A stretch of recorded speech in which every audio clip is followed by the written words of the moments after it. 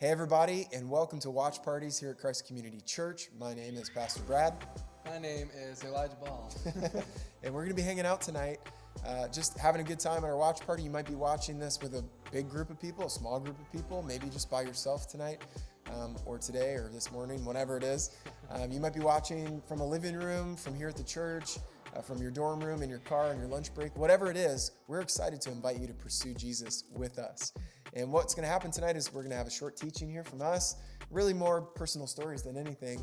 And then we're going to go into some discussion together with your group or just kind of reflecting on your own. And then we're going to invite you to spiritual invitation that we will all jump into this week as a church. So it's going to be good. And what we're talking about this week is prophecy. Next weekend, we're going to have what we call our prophetic weekend, or in the past we've called it presbytery, where we invite some guest ministry to come in. And as a church, we just kind of focus in on hearing God's voice. And this is something we do a lot in our church. You know, maybe you're used to on a Sunday morning in the middle of worship, somebody's like, hey, I have something I want to share from God's heart. That's a prophetic word. We have a prophetic team that ministers once a month here at the church, and we really value God speaking. And once a year, we take a whole weekend like this to really listen and let God speak to us individually, but also corporately. But we really want to set you up, really pastorally from our hearts. We want to set the church up to be able to receive these prophetic words, to be excited about God speaking, and to really know some practical things, some practical steps that we can take, some stuff that Elijah and I have learned along the way to help you as we dive into this season together, so your heart just gets excited, no anxiety or fear, just excited and able to, in a healthy way, walk out these prophetic words in the days, weeks, and months and years ahead. So we're going to dive in tonight. Yeah, we're going to dive in. And I'm going to just start off just with a quick story for you, just to kind of put things in perspective. Something I learned along the way, and sometimes still am learning on the way. But about 10 years ago, when I was a teenager, I remember in the church I grew up in, we had a prophetic weekend like we're going to be having next week. And I got called up and was being prophesied. And I remember very specifically two things he said was that I'm going to have a wife, and that we're both going to be in ministry together. But he also said, but don't worry, leave that up to me. I'll take care of that. And of course, being the teenager I was, I didn't listen to that. And how many of you know when God speaks, you try to rush that plan, or you try and make it happen yourself? Like for me, growing up, after hearing this, I was like, okay, God, is that my wife? Or is that my wife? Or, oh God, is that my wife? I'm just kidding. Or like even for ministry, I was wondering, God, are you going to open up the right door? Are you going to make this actually happen? Am I going to love the place I'm at? All these type of questions, and I'm worrying, and I'm getting stressed and anxious about this. And it's a great picture for you to really see this of what it's like is, say me and Brad were about to board a plane together. We both have our tickets, the seat number and everything, and the destination. We know where we're going. The plane says it as we're entering the gate. Everything's ready to go. But as the plane takes off, Brad knocks out. He just starts sleeping, probably. That sounds like what I do on a plane. Yeah, exactly. But me, I'm starting to worry. I'm starting to get anxious. Like, okay, are we going to get there? What if the plane drops suddenly? Or what if there's a lot of turbulence and the oxygen masks come down and I don't put the oxygen mask on in time? Or are we going to get there? Are we going to have to make a pit stop somewhere? And I'm worrying the whole time. Well, it's kind of the same thing with prophecy. When God speaks to us, we start to worry about whether or not it's going to be accomplished. Wow. But I just want to encourage you guys that when God speaks over you, you don't need to worry about how it will be accomplished. We can rest in the waiting. We can rest in the waiting because we need to remember that God is always faithful. If whatever has come out of his mouth, whatever he has spoken over us, he's going to be faithful, and he's going to complete whatever he has said.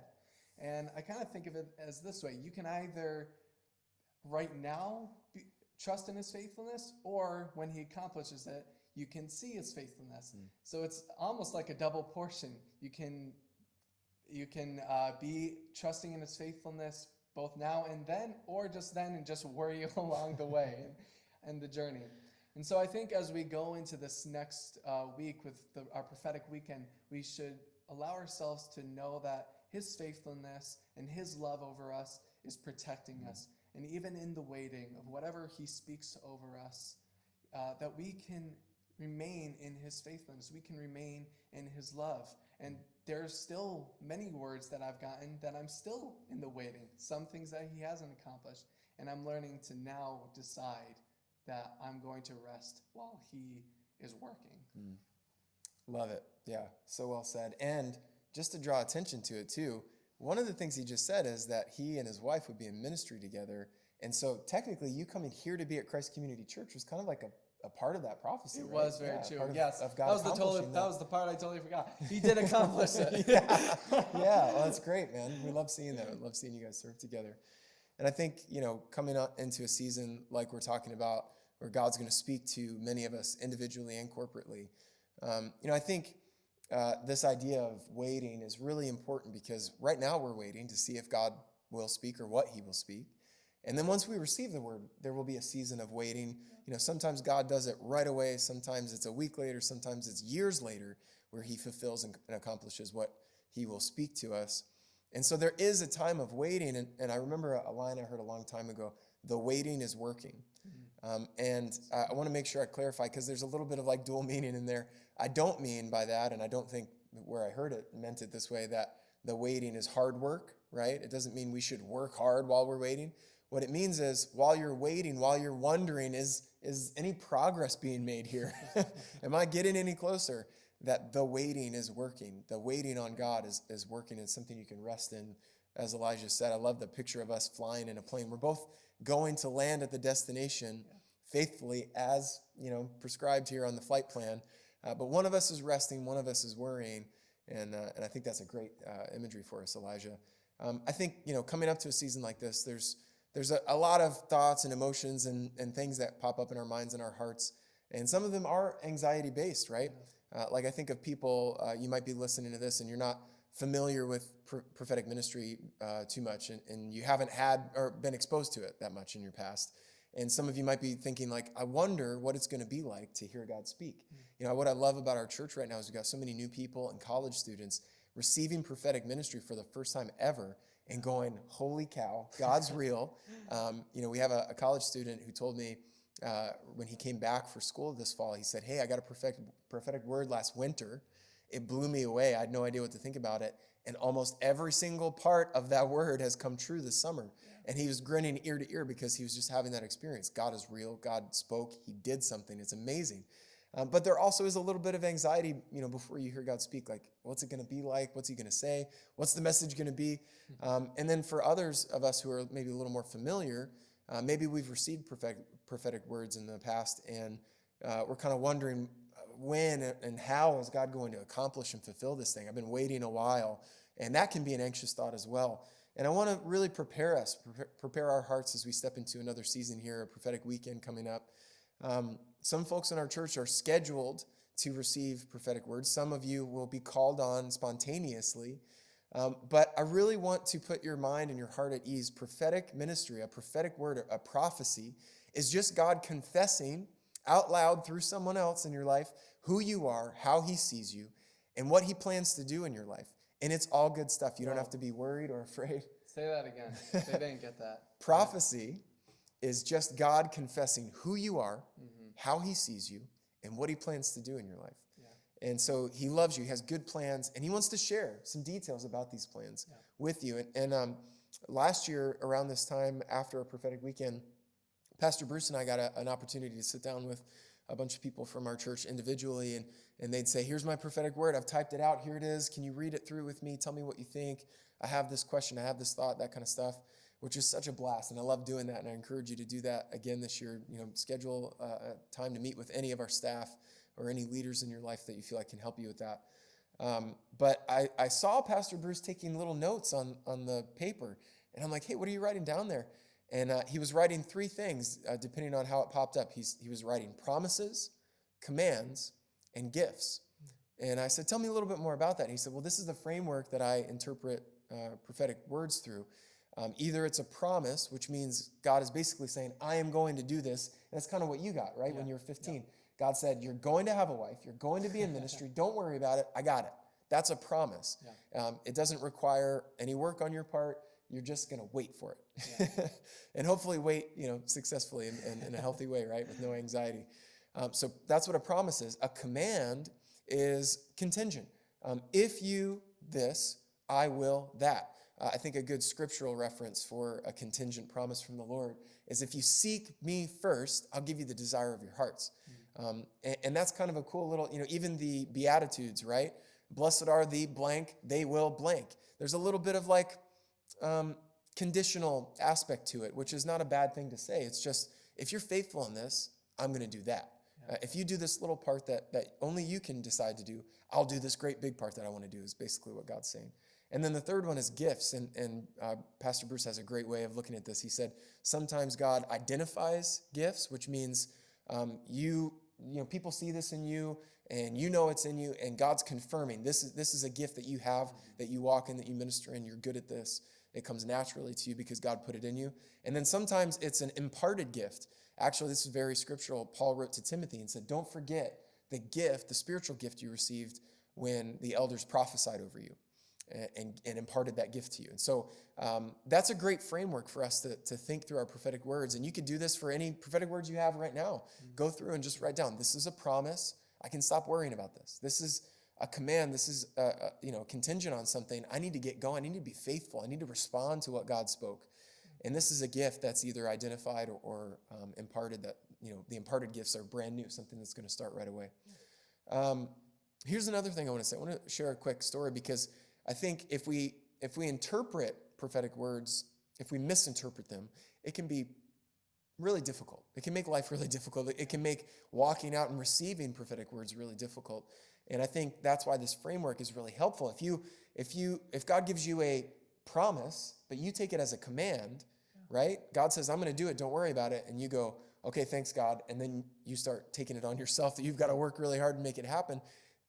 That's misinterpreting, and it's going to be difficult. It's going to be a lot harder than it needs to be. And same way in reverse, if you get mixed up and misinterpret a prophetic word as something that maybe it's not exactly, it can be really difficult. I remember a guy in a church that I used to be a part of, dear friend, guy that I really care about. He had received a prophetic word before I ever knew him that was really a hindrance for him, that really kept him distant from God instead of drawing him closer. The word was something along the lines of, you're going to have the corner office, you're going to be, get that job opportunity, your finances are going to really level up and be where you've always wanted them to be. And it was really like on the top of this guy's heart, and a real felt need for him. And so he took this prophetic word, started believing it right away, but then he kind of bounced around job to job, never really got there, was getting closer and closer to retirement age, and really getting frustrated with the Lord. And I think, kind of like you were saying, when you handle a prophetic word, like, instead of trusting God and leaving it in his hands, when you get all kind of stirred up with like, well, why? And you start doubting. And this guy would have all these questions of like, is there something I did? Did I make a mistake? Is there a sin in my life why God's not doing this thing he said? Or was this prophetic word even real? And if that wasn't real, then maybe no prophetic words are, he was just like, he was in a tailspin because of this thing. And I think really there was an incorrect interpretation of this prophetic word that really caused this guy to stumble and trip a little bit instead of standing in God's faithfulness like you talked about. And I think it's important for us to go back and just say, okay, did I interpret this correctly? Is this a promise, not a command? Or is this a command, not a promise? Is this a gift? Is this something that God's saying, I see it in you and it's already there? Or is this something God wants to add and make brand new, and I need to just believe and activate it? Whatever the case might be, interpreting prophecy is really important. In fact, I want to tell you this to kind of just let you off the hook and relieve you a little bit, that fulfilling and really interpreting prophetic words is God's business. Joseph said this to Pharaoh in Genesis chapter 40.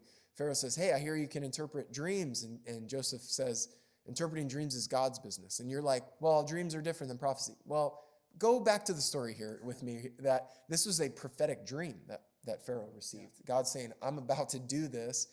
And Joseph interpreted it. But he leaned on God to help him interpret it. And it was a gift that Joseph had that God gave him to interpret dreams. But I love how Joseph started with interpreting dreams. And for us, we could say interpreting this prophecy is God's business. This is God's job to do, not mine. I might hear a word and all of a sudden start running with all the things that I think it's going to be and all the problems that I have that I think it's going to fix. But I think the better thing to do is A, to say, God, it's your job to interpret it. And B, to say, God, it's in your hands to accomplish it. And whether or not you might have a part to play in it, if there's a command that's contingent on something, still it's in God's hands, and it's on him and his responsibility to fulfill this thing and accomplish it. And I think that there are some prophetic words that we need to be faithful with and move towards right away. And there are a lot of prophetic words that we need to just wait and rest, like the two guys in the airplane. Just relax and say, you know what? God's going to take care of this. I'm going to arrive at the destination that God wants me to land on, whether I worry or not. So why bother worrying? Yeah. Let's leave it in God's hands and just leave it there with him to take care of it and to help us interpret it. So I want to leave you with this before Elijah sends us into discussion here.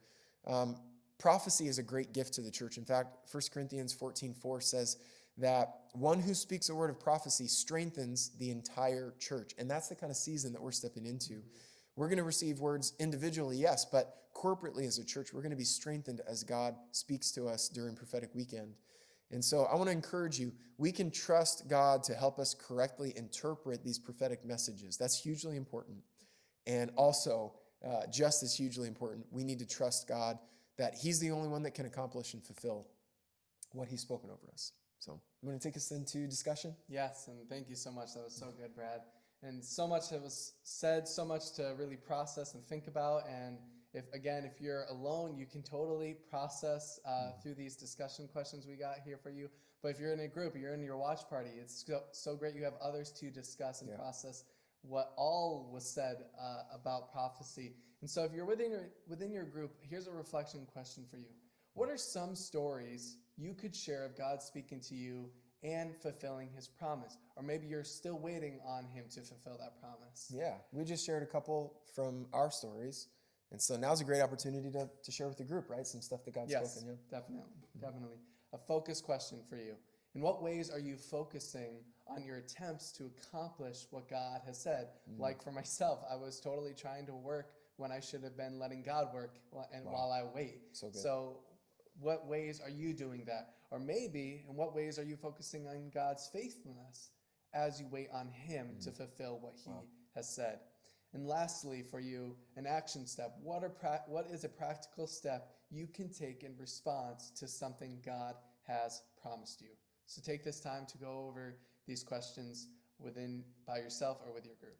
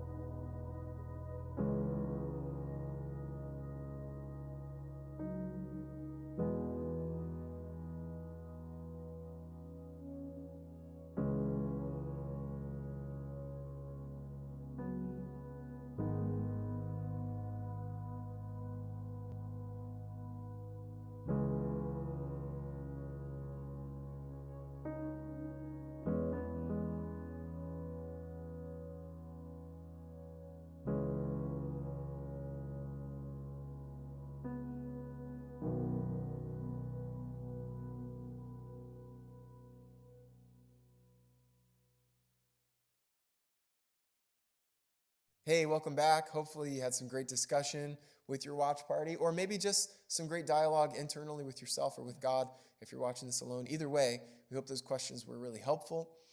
We want to land the plane here. See what I did there? Land the plane on invitation, a spiritual invitation. And this isn't necessarily something you need to do in your watch party right now. I think it really carries more of a practical step into your daily life. But I want to say this. Maybe you're like one of these two people that I talked about earlier. You're waiting to hear what it's going to feel like. To feel what it's going to feel like to hear God speak.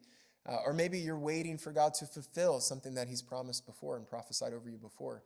I want to challenge you with this. Whatever anxious thoughts come into your mind, right?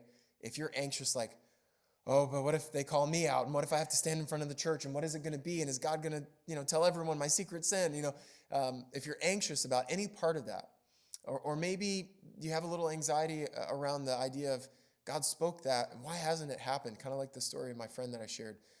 What's the problem? You start doubting, or you have an anxious thought of, is it me? Is it something I haven't done that I should have done, or something I did that I shouldn't have done? I want to challenge you to take this practical step, that whenever you have an anxious thought, that you pause your mind, just hit the pause button, and just declare God's faithfulness over your anxiety. And just say, you know what? I'm having an anxious thought about this right now. But God, you don't want me to be anxious. When you share something from your heart to my heart, you don't want me to be anxious. You want me to see how you see me. You want me to see what some of your plans or some of the details about your plans for my life are. And that is only meant to be a good thing in your life. God doesn't want to cause you anxiety. He wants to bring you peace, joy, and really a lot of hope about your future, right? The good things he has in your future. So I want to challenge you. If you have any anxious thoughts, now leading up to prophetic weekend, and even after that, if you receive a prophetic word, I want to challenge you to declare God's faithfulness over your anxiety. I think that'll be great for all of us to do. And we're going to wrap this thing up now. So glad we got to spend some time together. I hope you had fun at your watch party. You can go after this video ends and finish up the brownies or the chips and dip or whatever's going on at your place. And we can't wait to be together this Sunday and next week at another watch party near you. So thanks for joining us. Elijah, anything you want to say before we sign off here? Nope, just thanks for letting me be involved in this. Yeah. And it was fun. Yeah, it really was fun. I hope you guys have a great rest of your day and your week. We'll see you Sunday. See you.